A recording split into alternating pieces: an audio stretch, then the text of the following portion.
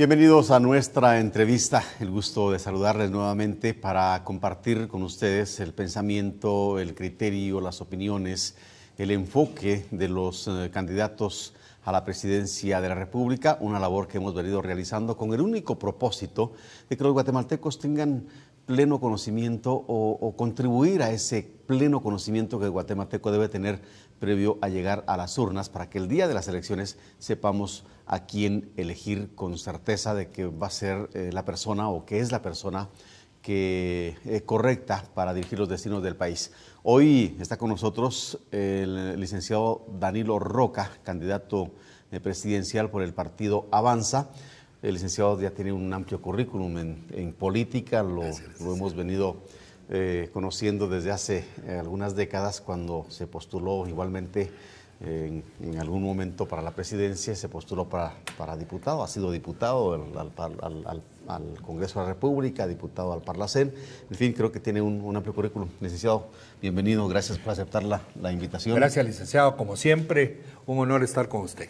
Muchas gracias. Creo que el pueblo quiere conocer a Danilo Roca como candidato presidencial. En una anterior charla que tuvimos en este mismo espacio le preguntaba si usted iba a ser candidato, me dijo que debería y resultó que lo hizo al final de cuentas. Lo hace por el partido Avanza. ¿En dónde ubicamos a Danilo Roca? Porque lo recuerdo a usted en la UCN. Ideológicamente, ¿dónde se ubica Danilo Roca? Vea, no es complicado señalar, para comenzar, que nunca he sido marxista-leninista. Consecuentemente, la línea socialista no es la de mi predilección, porque abomino de las dictaduras y la que pretenda establecer una dictadura de Estado, como las que finalmente han establecido los países que han seguido esa corriente, pues no son de mi predilección. En ese contexto, desde luego, de esa izquierda socialista y de una derecha conservadora nacionalista, yo estaría en esa derecha conservadora nacionalista. En ese punto lo ubicamos. Y esa es la ideología y la filosofía del partido, me imagino. Sí, desde luego que sí. Es justo el encuentro que pudimos tener horas antes de la proclamación, después de muchos intentos por considerar un movimiento que fuera alternativo, primero como Partido Revolucionario Auténtico, después que se trató de establecer con Mi País. Mi País me eligió secretario general del partido el 20 de octubre y del 20 de octubre hasta hace pocos días nunca aprobaron la Asamblea General donde se nombró, al punto de que prácticamente, no obstante habérseme proclamado en el Salón 5 del Parque La Industria, que es el más grande del Parque La Industria, completamente abarrotado y lleno, casi fue buscando la privacidad de una asamblea y evitar que pudo haber sido saboteada la candidatura. Y usted me dirá, pero ¿por qué? Bueno, porque mi posición ha sido también muy clara. Yo escribo como El Mundo de Antes todos los domingos, ahora lo he dejado de hacer en las últimas 5 semanas, y desde luego he estado en contra de la intervención abierta y franca sobre la que prácticamente se ha desarrollado en el país de distintas maneras, que me llevó a la tesis que sigo afirmando con mucha certeza de que el orden constitucional está roto en el país. La única manera, y por eso estoy con esta participación, de rescatar ese proceso es a través de un proceso electoral limpio. Desde la perspectiva de su postura ideológica, desde esa derecha conservadora nacionalista, ¿cómo ve el país y qué es lo que hay que hacer para desarrollarlo, para sacarlo de donde está? Mire, yo siempre lo he planteado desde hace muchísimo tiempo, soy amante de 3 aspectos fundamentales. Uno, la educación, que para mí es fundamental. No la educación escolástica, no es la de aprender geografía universal o historia universal, sino es una educación muy dinámica, comprometida con la capacidad que tiene que tener el joven, el alumno, de poder ser cuidado desde su primera infancia, incluso llegando a la universidad. Tenemos que generar por lo menos 1 o 2 generaciones, que yo posiblemente ya no veré, pero que retornen a los valores y a los principios, no sobre la base de establecer una educación dirigida por el Estado, que por cierto eso lo abomino, sino sobre la base de la descentralización, de tal manera que los padres de familia asuman en gran medida la responsabilidad también de coexistir con los maestros en una actividad en la que de mutuo acuerdo puedan coincidir en la necesidad de la forma y de los principios que deben inculcarse en los niños a partir de su primera infancia. Es decir, que con los recursos que tiene el Estado y que se desperdician en ministerios que repiten el asistencialismo y la dependencia sobre la población y lo han hecho esclavo, con esos mismos recursos distribuidos en la comunidad puedan realmente realizarse esfuerzos que signifique que en el poco tiempo pueda traducirse ese ejercicio democrático que parte de la educación y que concibe como segundo paso la descentralización, que es la descentralización financiera y política del Estado. Es decir, la intermediación política de los partidos políticos es la que teóricamente se entiende como la intermediación entre la sociedad y el Estado. Yo quisiera pensar que la intermediación política debe estar superada en un nuevo enfoque por la participación popular. Es decir, muy joven, fui director de desarrollo de la comunidad de la Presidencia de la República a los 20 años. Entonces estoy muy familiarizado con los programas de desarrollo comunitario y de la confianza que debemos de tener en el individuo para poder generar con su comunidad los propósitos de su desarrollo, que lo impliquen en actividades de descentralización financiera que les permitan, por ejemplo, a ellos mismos poder pensar en construir su obra pública y generar empresas que se multiplicarían en miles de trabajos en todo el país. Es decir, darle mayor participación al ciudadano. Es que ese es el problema. El político ha creído que es el intermediario entre el Estado y la sociedad y es un orientador, debe ser un coordinador es más, el presidente de la República debe ser un coordinador del esfuerzo nacional, exclusivamente. Pero el esfuerzo nacional lo hacen los ciudadanos y ellos son a los que compete definir su estrategia de desarrollo y su capacidad de generar empresarialmente, o no hablemos de empresarialmente por la connotación que eso tiene, sino el emprendimiento como base fundamental del desarrollo, ampliado a todos los sectores para que se transforme en oportunidades de empleo, que se transforme en oportunidades de estructurar organizaciones cooperativas, asociaciones de producción, que generen enorme capacidad de producir y disfrutar de lo producido. Para que eso pueda ocurrir, el Estado debe propiciar las condiciones, debe generar esas condiciones de confianza, de seguridad, de certeza jurídica, de oportunidades, a lo que usted se refiere, de una mano de obra calificada, de créditos, de acceso al crédito, de acceso al salario. Es decir, hay un componente bastante fuerte que el Estado tiene el compromiso, sin olvidarse que, como lo dice la Constitución, la soberanía está en el pueblo y la delega en los 3 poderes del Estado para que hagan lo que hay que hacer correctamente. Ese es el concepto de la república tradicional que ha permitido que, por ejemplo, en la desestructuración del organismo ejecutivo, como ha sucedido, y en la persecución justa o injusta del organismo legislativo, el órgano judicial se transforme a través de un compromiso con otros fines y con otros propósitos en el gran gestor inconstitucional del quehacer político, económico y social. Desde luego, ese rompimiento constitucional evita la aplicación de la Constitución en todos los sentidos, pero incluso en tanto se reconstituyen los partidos políticos con esa intermediación mucho más eficaz y efectiva y esa representación más auténtica, debemos de confiar en que la comunicación tiene que ser directamente con el pueblo. Es decir, yo establecería una comunicación con el pueblo para que en la primera etapa del gobierno, el pueblo y su gobierno definieran las grandes estrategias para poder incorporarse a un proceso productivo muy acelerado que genere toda esa complejidad del desarrollo del emprendimiento en todos los niveles. ¿Y ya tiene idea de cómo establecer sí, por esa ejemplo, comunicación? Bueno, hablé de educación sobre la base de que es una educación para formalizar oportunidades de trabajo, para formalizar oportunidades de desarrollo a nivel local. Hablo de esa educación en un sentido muy propio y muy amplio.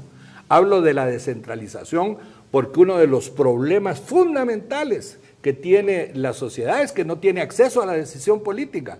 Entonces nos hemos constituido en islas grandotas en donde la sociedad civil, esa sociedad civil entrecomillada, que ha prácticamente asumido la conducción de la sociedad en nombre de intereses muy particulares, se apropie de esa gestión popular y se transforme en unidades de gobierno. Es decir, imagínese usted, por ejemplo, a la señora Mac dirigiendo la Policía Nacional, que una ONG, ¿qué relación tiene con un aspecto de seguridad? Aunque su fundación se llamara de seguridad, no importa. No es una labor que tenga que hacer una ONG o distribuidas distintas ONGs que no suman más de 200, 300 gentes que prácticamente se apoderaron del gobierno del país. En ese contexto, no se permitiría decir, en el buen sentido, esa capacidad que tienen los grupos de presión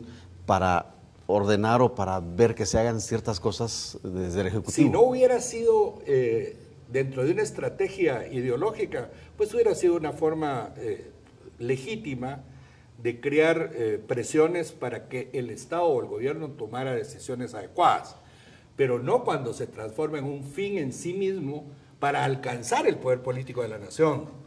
Vamos a hacer un corte, licenciado. Vamos a una pausa. Usted nos escucha a través de Radio Nuevo Mundo 96.1 FM, nos ve a través de la televisión, canal 29 en Claro, 42 en Tigo, y nos sigue a través de Facebook Nuevo Mundo GT. Estamos conversando con el presidente, con el candidato a la presidencia de la República, candidato a la presidencia de la República, Danilo Roca, por el partido Avanza. Ya volvemos.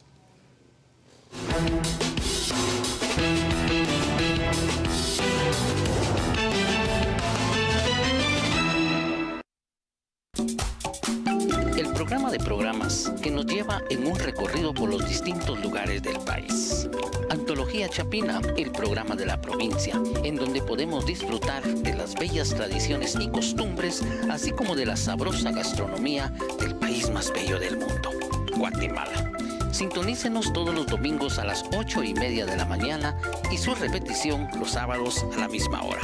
¿En dónde más? Por supuesto, en Nuevo Mundo Televisión, voz y corazón de Guatemala.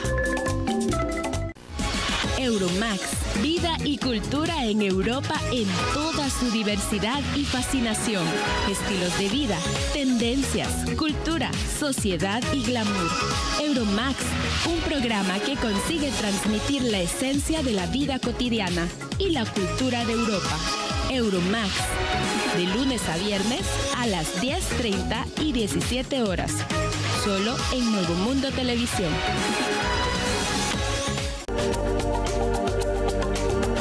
Una cordial invitación para que nos sigan en nuestras redes sociales como @NovoMundoGT y que nos visiten nuestra página www.novomundo.gt.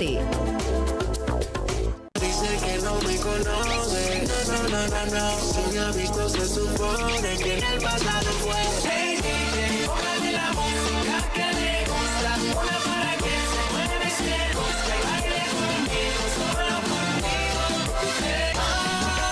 Ay, que me has hecho que hasta perdí la razón. Hoy he venido a confesarte.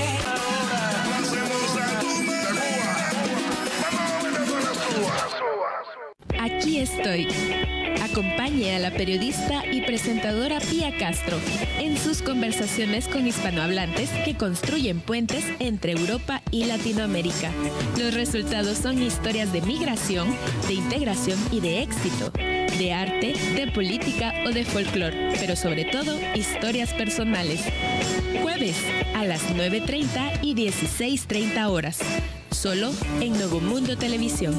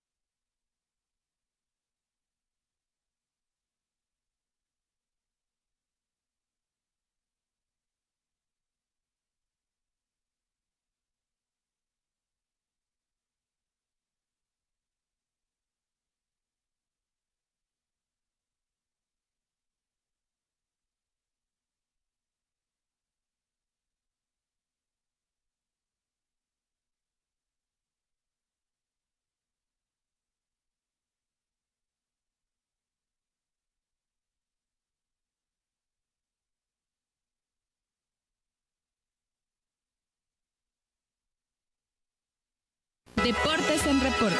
Si el mundo del deporte nunca lo deja indiferente, este programa será una cita imperdible, donde podrá ver los resultados deportivos de cada semana, las victorias y fracasos más impactantes, los videos más espectaculares, los escándalos más resonantes y los comentarios de los expertos más calificados. Martes y jueves a las 14:30 horas, solo en Nuevo Mundo Televisión.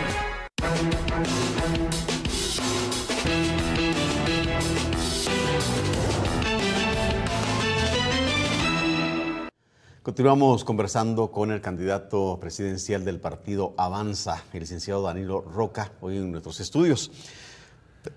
Pues ya hemos platicado un poquito de sus intenciones de gobernar el país y de cuál sería alguna fórmula desde su postura ideológica. Yo quisiera empezar este segundo segmento preguntándole cómo ve el proceso electoral. Hay 3 mujeres que una encuesta señala que están pues en los primeros lugares, hay un cuarto lugar por un cuarto candidato, y usted estaría entre el pelotón de los perseguidores, de los despegados del... Bueno, yo realmente no ando persiguiendo a nadie. Yo lo que estoy tratando es de rescatar un proceso electoral que está casi señalado para que se abuse de su resultado, fiscalizar y al mismo tiempo obtener el respaldo popular para que esa fiscalización se transforme en una oferta de futuro que pueda convencer a los guatemaltecos de que no somos pobres, sino que nos tienen pobres, y que somos mendigos pidiendo limosna sentados sobre bancos de oro, como decía Rafael Andívar.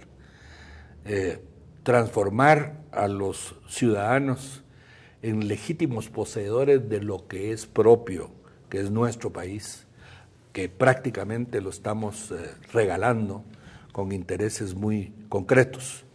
Esta expresión de que hay un grupo de señoras en la disputa, pues es aceptable, tienen mucho tiempo de estar en esa batalla, en esa lucha. es legítimo que hayan tenido un nivel de exposición mayor que el resto. Tienen organizaciones políticas que justo están diseñadas para operar en el interior del país en todos los niveles, en tanto que los partidos jóvenes o nuevos pues no tienen la misma oportunidad. Eso señalaría que nos tocaría a nosotros la labor de comparsas de una farsa, y eso sería una tragedia para Guatemala. Entonces, yo tengo la esperanza de que nos demos cuenta de la farsa y que procuremos evitarla. Le dije a usted que para mí el orden constitucional está roto, y esta no es una perogrullada, está roto porque está roto, no. Está roto porque la república ya no es una república, sino es un país intervenido con dos corrientes muy claramente establecidas. Una es la globalista, que persigue Naciones Unidas y es la que pretende instalar gobiernos ad hoc en todo el mundo, y en América Latina no es la excepción. Y la otra es la soberanista, que es la que persiguen las potencias, que reclaman el espacio de su propia soberanía para poder tener influencia en los países satélites, lo que es legítimo. Ningún imperio puede subsistir si no tiene justo países que alimenten su desarrollo económico. En consecuencia, esta como nebulosa electoral, lo único que propicia es el desconcierto. Imagínense usted, estamos cada día más cerca del proceso electoral, de la elección, del acto mismo de votar, y todavía no hay candidatos presidenciales que se puedan definir como tales, porque está discutiéndose su legitimidad en los tribunales. Es decir, eso es inaudito. Entonces, yo he dicho, el ornitorrinco tiene forma de pato, pero no es pato, pero el pato es pato. El ornitorrinco tiene pico de pato, pero no es pato. Pero el pato es pato, y cuando hablo del pato es pato, porque aquí todos nos estamos dando cuenta que nos llevan al despeñadero, e insistimos en hablar de las alegres elecciones, del propósito de llegar a ser alcaldes y diputados, incluso de ser presidentes, que es mi caso. Disculpe que le esté absorbiendo parte de su tiempo de preguntas. Pero no estamos en las alegres elecciones. Estamos metidos en un embudo que tiene previsto la alteración de los datos electorales. Mire usted, ahora ya no es necesario meter la mano en la urna o hacer un acta. No, ahora están los métodos informáticos que pueden con un chip cambiar un resultado electoral en cualquier momento. Hubo ya una denuncia que en determinado número de municipios están apareciendo muchísimos más empadronados.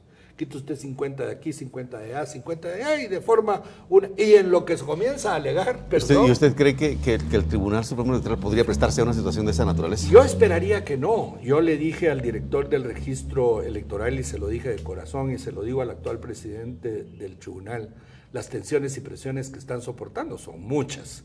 La presencia del embajador americano en el Tribunal Supremo Electoral es como que el embajador de Guatemala se fuera a meter al Tribunal Electoral o del sistema de partidos políticos de los Estados Unidos. Es imperdonable.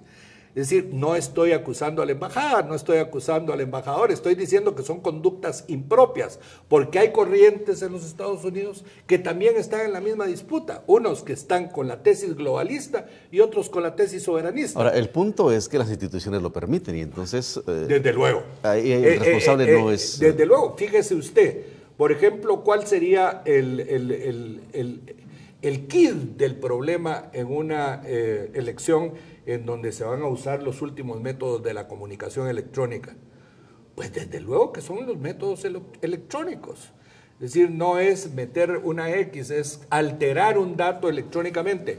Y hay una circunstancia que a mí particularmente me preocupa, que el Tribunal Supremo Electoral no aceptó la petición de los partidos políticos de poner técnicos en materia electrónica como supervisores del proceso. Ahora, lo irónico de todo esto que usted señala es también, hay que decirlo, los acuerdos que firmaron con la CICIG, por ejemplo, que es injerencia, y lo que usted dice del embajador estadounidense. Pero volviendo al tema... Porque el embajador estadounidense también está dentro de una corriente, él seguramente obedeciendo las instrucciones de sus superiores, pero su superior en toda América Central es el señor Robinson, que dijo que no se comía la soberanía de ningún país, pero eso no lo dice los Estados Unidos, lo dijo aquí. En esas condiciones, dos visiones completamente diferentes, una que esté instalada en la Casa Blanca y que esté instalada en la jefatura del Departamento de Estado, y otra que está instalada en los nervios y ramas que está ejerciendo poder directo en una circunstancia como la de Guatemala, que por su propia posición, aún estratégica, no tiene la suficiente importancia, mientras Corea, Aprovechando el tema, ¿cuál es su plan en política exterior?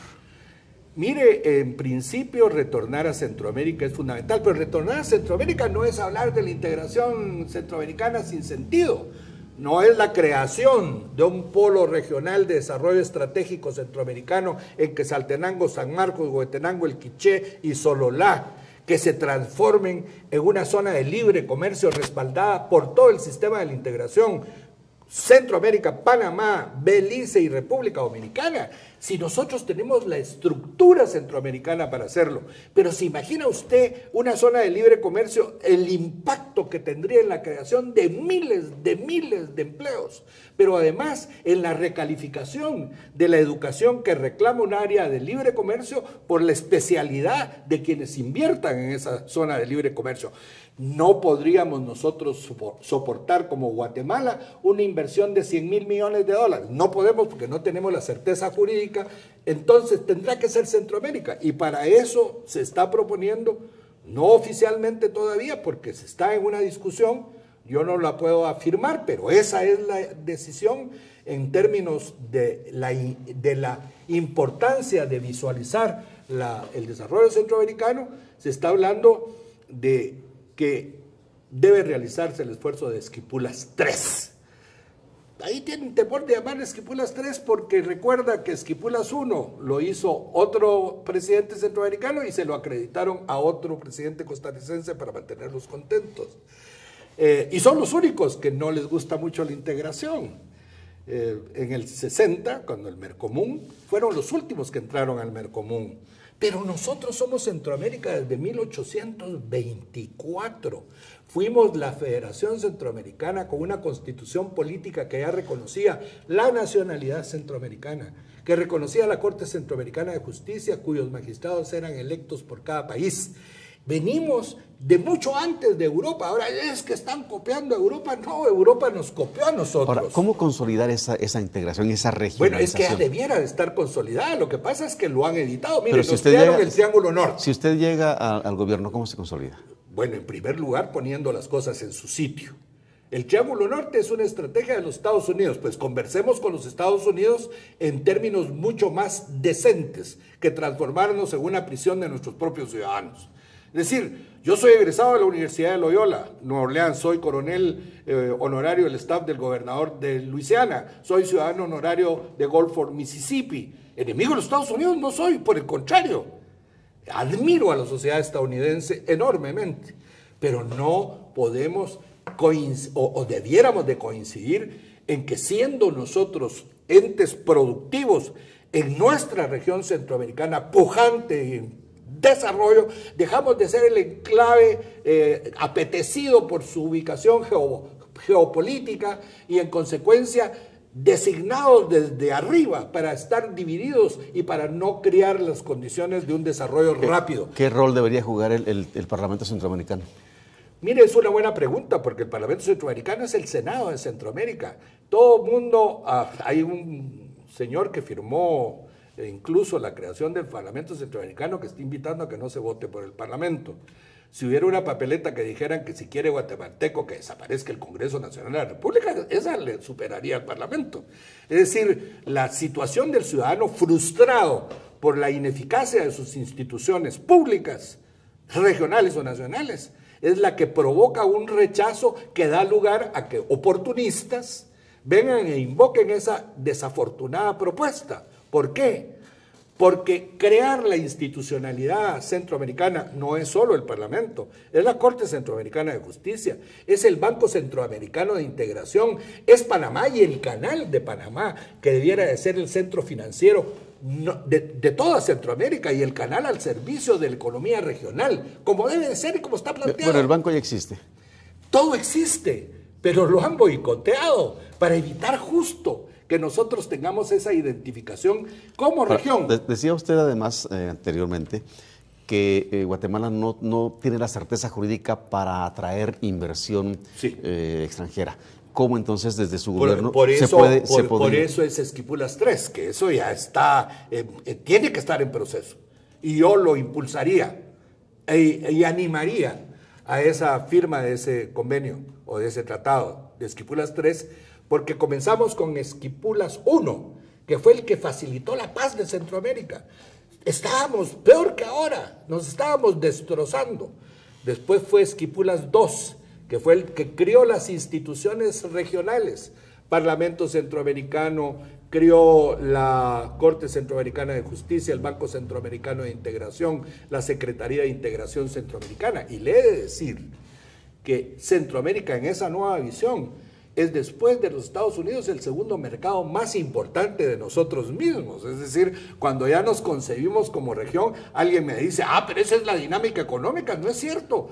Todas las decisiones que tienen consecuencias económicas son decisiones políticas. Habría que potencializar todo ese poderío que se tiene en Centroamérica y en Guatemala básicamente. Es que solo voy a decir algo que es muy importante. Mire, yo soy presidente de Guatemala. Y me llama por teléfono, que ahora lo llaman a uno los secretarios de las embajadas, ya ni el embajador se toma esa molestia. Y me dice, mire, nosotros estamos, como lo hicieron en aquella oportunidad cuando se firmó Esquipulas 1, queremos que la base de Honduras se fortalezca con la presencia de más soldados. Bueno, y yo le digo, mire, señor secretario de la embajada, yo estoy de acuerdo, pero le quiero comentar a usted que es una decisión que yo no puedo tomar solo. Tengo que consultarlo con la Unión de Presidentes, que existe. Y tiene que ser aprobada. Es una decisión que regionalmente afecta la estructura de seguridad centroamericana y lo tengo que consultar con el Parlamento Centroamericano. Entonces, dándole al Parlamento Centroamericano la capacidad de decidir, que se la han impedido, para evitar que tengamos nuestra propia personalidad. De hecho, sus decisiones no son vinculantes. Entonces, no son vinculantes. Ese es el problema. Y por eso creo que se considera un ente decorativo. Desde luego. Entonces, tenemos que buscar eso muy rápidamente. Eso tendrá que ser los primeros 6 meses de gestión, que vamos a transformar el Parlamento y asumir que tiene errores y que justo puede mejorar. Pero es una representación de Panamá, Guatemala, Honduras, El Salvador, Nicaragua, Belice y República Dominicana. Eso no se hizo en un día. Vamos a hacer una pausa, por favor. Licenciado. Estamos conversando con el candidato a la presidencia por el partido Avanza, el licenciado Danilo Roca. Hoy en nuestros estudios somos Nuevo Mundo. Ya volvemos.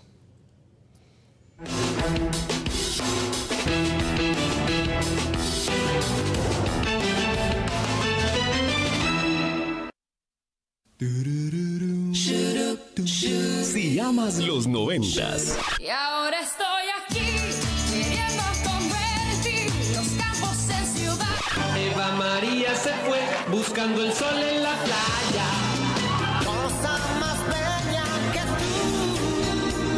tú. Esta es tu radio. Romántica 105.3. Gracias por existir.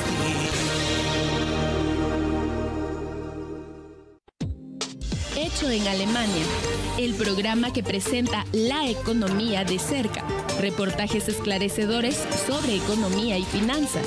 Nuestros reporteros informan desde los mercados financieros de todo el mundo.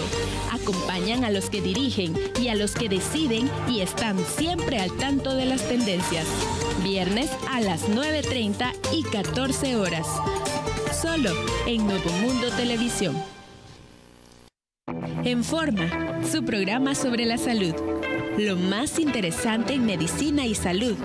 Vida sana y prevención son nuestros principales temas y los enfocamos tanto desde el punto de vista de la medicina tradicional como de las terapias alternativas. Alimentación. Aprenda con nosotros a mantener en forma cuerpo y mente. Martes a las 9:30 y 14 horas. Solo en Nuevo Mundo Televisión.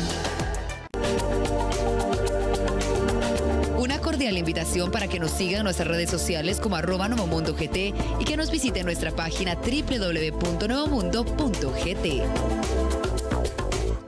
TV Agro Centroamérica te invita a conocer detalle a detalle todo lo que sucede en el sector agropecuario de Guatemala. Te esperamos todos los sábados a las 8 de la mañana y los domingos en su doble repetición de las 8 de la mañana y de las 6 de la tarde. No te lo pierdas por Canal Nuevo Mundo.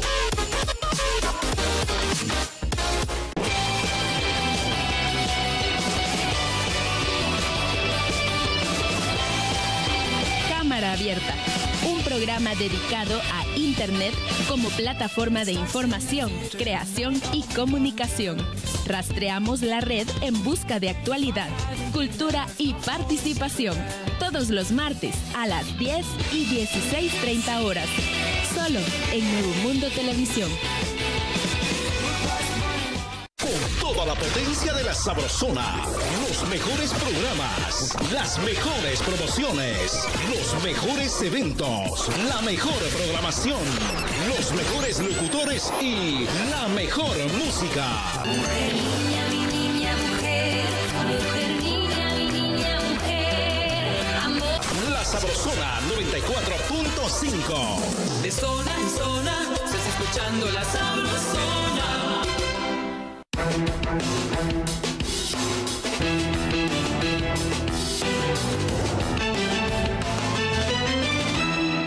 Continuamos en nuestra entrevista con el candidato a la presidencia de la República por el partido Avanza, el licenciado Danilo Roca, hoy en nuestros estudios. Hay mucho, no cabe duda que hace falta mucho por hacer en el país y alguien tendrá que empezar a hacerlo o darle seguimiento a lo que ya posiblemente se habrá iniciado. Pero en su plan de gobierno, en su intención de gobernar el país, en el tema económico, usted habla de regionalización, habla de descentralización, habla de educación y de otros aspectos que son interesantes, pero en el tema económico, macro y microeconomía, ¿cómo lo está planteando? Bueno, la macroeconomía entra en la descentralización porque hace que todos los sectores de la sociedad comiencen a operar como agentes financieros o como agentes emprendedores, cooperativas, asociaciones de distinto tipo, para generar no solo empleo, sino poca dependencia del empleo público. Ahora la aspiración de toda la gente es conseguir un chance en el gobierno, cuando realmente el gobierno no debiera de ser la solución del empleo, ni siquiera el promotor del empleo, sino de las condiciones para establecer que los individuos y las comunidades puedan prosperar, y en la medida en que menos reclamen la presencia del gobierno es porque muchísimo más estímulo al desarrollo económico se da. Para eso se necesita el proceso educativo del que le comenté. La descentralización, estamos hablando de una descentralización financiera que cambia la estrategia de la contribución en términos de que sean los departamentos los que se quedan con la mayor parte de sus recursos y tributan al sostenimiento del Estado en la medida que el Estado es un coordinador de todo ese esfuerzo, pero no es el depositario de toda la plata de los guatemaltecos que se generan en zonas estratégicas del interior y que no les deja ningún beneficio. La sola descentralización financiera, que también conlleva la liberación de un sistema bancario que justo nos ha pauperizado, empobrecido a la mayoría de los guatemaltecos, porque está circulando todo el tiempo sobre un tema que no es o la compraventa de bonos del Tesoro, porque el Estado tiene prohibición de tener emisión o préstamos directos con el Banco de Guatemala. El Banco de Guatemala tiene que emitir bonos que los compre el sistema financiero con los depósitos de los guatemaltecos a través del IX y de las instancias privadas que tienen todos los depósitos en los bancos del sistema privado en lugar de estar en el sistema público, generando esos grandes bolsas que permitan el financiamiento de actividades productivas en todos los sectores. Ampliar la base tributaria, yo tengo como meta crear el Seguro Social Universal, precisamente para continuar esa obra que se visualizó en una revolución nacionalista como fue la de 1944, que concitó el entusiasmo y esfuerzo de todos los guatemaltecos, de donde proviene la seguridad social, el código de trabajo y todas las virtudes de nuestro sistema. En consecuencia, una seguridad social universal a través de la ampliación de la capacidad de tributar de todos los guatemaltecos de acuerdo a sus condiciones ínfimas o fuertes. Yo soy abogado y notario, egresado de la San Carlos, pero no tengo seguro social. Y desde luego, si me voy a enfermar y decido no ir ni al Roosevelt ni al Hospital General, tendré que ir a un hospital privado en donde seguramente me voy a quedar empeñado o sin casa. Cuando reciba la factura, salí curado de mi ojo, aunque me costó un ojo de la cara, pero me va a dar un infarto. En consecuencia, los guatemaltecos tenemos que tener la certeza en que debemos de tener salud, seguridad, que podamos tener cubierta la idea de tener una indemnización, una jubilación decente. ¿Indemnización universal habría? Es que es universal, porque justo no sería el ISS concebido como el IX, sino sería un servicio de salud integrado en todos los sistemas de salud. ¿Qué pasaría con el Ministerio de Salud? ¿Habría duplicidad de funciones? No, absolutamente no. Es la integración de un sistema de salud. ¿Se integraría? En uno solo, el IX y el sistema de salud al servicio de la población no segmentada. Además de estratificar los servicios de salud para que con toda esta visión descentralizadora los pacientes tengan la certeza de que van a ser atendidos en el centro de salud local y no venir por una fractura al Hospital General o al Hospital Roosevelt, creando condiciones absolutamente desproporcionadas en el costo de operación. Tienen que bajar las medicinas, tienen que bajar los insumos agrícolas. La agricultura está azotada por los niveles de imposición que casi hacen prohibitiva la posibilidad de que los guatemaltecos generemos nuestro alimento como debiera de ser, y que eso ayudara justo a independizar a los agricultores, que en lugar de tener pérdidas debieran de tener utilidades, para que se transformara cada unidad productiva del sector agrícola en una fuente generadora de empleo. Cuando habla de ampliar la base tributaria, sí, ¿es crear impuestos? No, es permitirle a toda la sociedad que pueda contribuir en su seguro social de acuerdo a sus condiciones y posibilidades. Yo como profesional, por ejemplo, puedo tributar más que el chiclero, que es un emprendedor. Entonces, quizá a mí me toque subsidiar lo que el chiclero no pueda dar. Y en ese gesto de solidaridad nacional, debemos de crear un seguro social universal por una sola razón, porque sería irreversible. Nadie se atrevería en el momento en que iniciemos el Seguro Social Universal en esas condiciones y con esa aplicación que garantiza salud, seguridad, también generación de empleo. Nadie podría atreverse 4 años después a decir, quito eso, como nadie ha quitado el aguinaldo, como nadie ha quitado el bono 14, como nadie ha quitado ninguna ley que haya favorecido al pueblo. En el tema de seguridad, que es otro aspecto que preocupa a los guatemaltecos, ¿cuál es su planteamiento? Continúo con el tema de la descentralización. Es decir, es la base de todo un enfoque, voy a llamarlo revolucionario, de un enfoque revolucionario.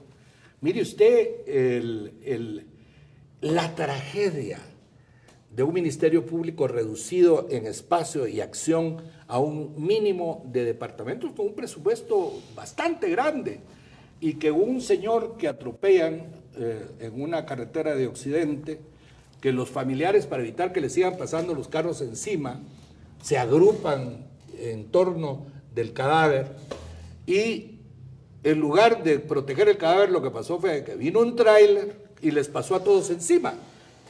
Antes, el juez de paz tenía la responsabilidad exclusiva de hacer ese tipo de servicio a la comunidad. La nueva visión quitó esa posibilidad. Entonces resulta que la contaminación de la prueba criminalística pues puede evitar, cuando debiera de ser al contrario. Es decir, si el Ministerio Público no puede cubrir, debiéramos de asociarnos con las municipalidades, y así a todos los niveles, para capacitar a sectores que en la transición puedan servir de auxiliares de la justicia efectivamente. No, quitamos auxiliares de la justicia, el Ministerio Público se transforma desde luego muy necesariamente en el que vela no por el cumplimiento de la justicia en términos de cumplir la ley, porque esa es una facultad del presidente de la República. El presidente de la República tiene la facultad de cumplir la ley y hacer que se cumplan las leyes y la Constitución Política de la República.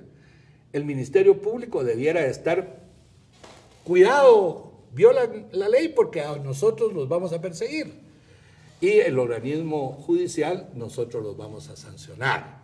Ese es el tríptico de la República. Si usted rompe ese tríptico, entonces le da inseguridad a todo el mundo.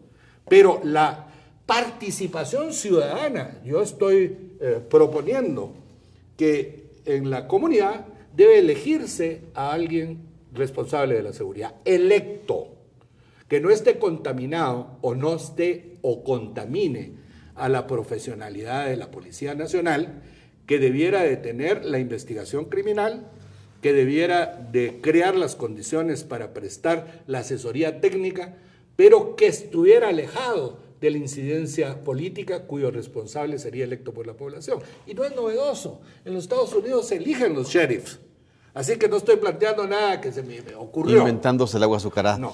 En el escenario de que el pueblo lo favorezca con su voto el 16 de junio, ¿usted ya tiene un equipo conformado para empezar a trabajar? Pues sí, yo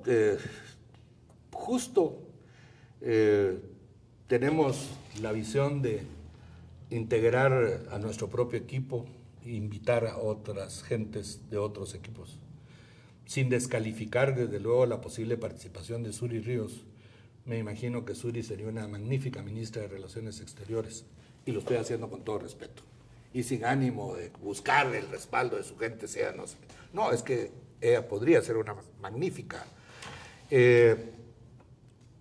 Méndez Ruiz, por ejemplo, me lo imagino como una novedad en el Ministerio de Gobernación. Invitaría a juristas destacados para que representaran al Ejecutivo en la Corte de Constitucionalidad, cuya función debiera de ser cuestionada seriamente para ver si se transforma en parte de una, aun cuando hay una reforma constitucional, a través de una consulta popular. En salud tenemos un magnífico médico, es Mario Salazar, que es brillante y lo tengo pensado en ese tema. En agricultura, aunque hemos pensado en generar espacios para que compartamos la decisión con los agricultores en términos de buscar la forma de que ellos participen en la elección, tenemos a Kenneth Mueller,